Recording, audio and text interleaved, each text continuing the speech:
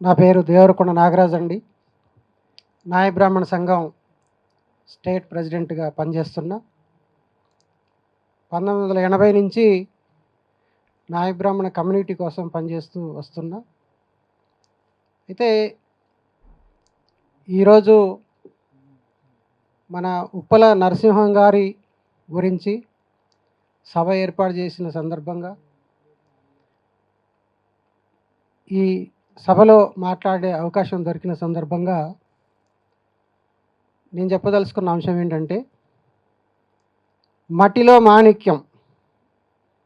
మట్టిలో మాణిక్యం అంటే మట్టిలో నుంచే వస్తుంది, కానీ మాణిక్యం అవన్నీ వచ్చిన తర్వాత దాని యొక్క ప్రావీణ్యత వేరుగా ఉంటుంది. అట్లనే ఉప్పల నరసింహం గారు కూడా ఏదో ఒక సందర్భంలో ఇక్కడ హాల్లో ఎంటర్ కాగానే అక్కడ ఫోటో చూసిన తర్వాత ఎప్పుడో ఎక్కడో నేను వారితో కలిశాను అనేది ఫోటో చూడగానే గుర్తొచ్చింది. సో ఏది ఏమైనప్పటికీ నిరుపేద కమ్యూనిటీ, సమాజానికి సేవలు అందించేటువంటి నాయి బ్రాహ్మణ కమ్యూనిటీ ఒక తల్లి పిల్లకు జన్మనిచ్చే దగ్గర మొదలు పెడితే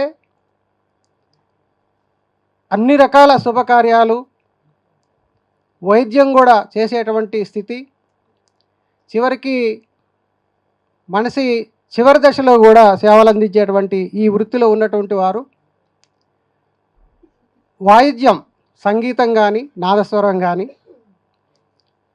తర్వాత డోలు కానీ వాయించేటువంటి వాళ్ళు ఎంతో ప్రావీణ్యత కలిగినటువంటి నాయ బ్రాహ్మణులు ఉన్నారు. కానీ ఈ సమాజం ఎవరిని గుర్తిస్తుంది అంటే అన్ని రకాల హంగులు, ఆర్భాటాలు ఉన్నటువంటి వాళ్ళని ఎంకరేజ్ చేయటం కానీ, వాళ్ళకి పురస్కారాలు ఇవ్వటం కానీ జరుగుతుంది తప్ప ఈ నిరుపేద వర్గానికి సంబంధించినటువంటి వాళ్ళని గుర్తించేటువంటి స్థితి ఈ సమాజంలో లేదు. ఈ మధ్యకాలంలోనే సాకల ఐలమ్మ గారికి గుర్తింపు ప్రారంభమైంది. అంటే ఇట్లా చూస్తే ఆమె సాకల ఐలమ్మ పోరాటం ఈ రోజుది కాదు, కానీ అప్పటి నుంచి ఇంత గుర్తింపు ఉందంటే లేదు, ఈ మధ్యకాలంలోనే స్టార్ట్ అయింది. ఇక ముందు ఇంకా పెరగవచ్చు. అదేవిధంగా ఈ వెనకబడినటువంటి తరగతులకు సంబంధించినటువంటి వారి గొప్పతనాలు ఎంతోమంది ఎన్నో రకాలుగా గొప్ప గొప్ప విజయాలు సాధించినటువంటి సందర్భాలు ఉన్నా కూడా వారికి ఆ రకమైనటువంటిది లేకపోవడం, అందులో భాగంగానే మన ఉప్పల నరసింహం గారు కూడా ఆయన నాకు పరిచయం లేదు, నేను చూడలేదు అనేటువంటి సందర్భం ఉందంటే ఆయన పని చేసుకుంటూ పోయాడు తప్ప ఆయన గురించి ఆయన గొప్పగా మార్కెట్లోకి తీసుకొచ్చుకునేటువంటి అంశం ఎక్కడ కూడా జరగలేదు.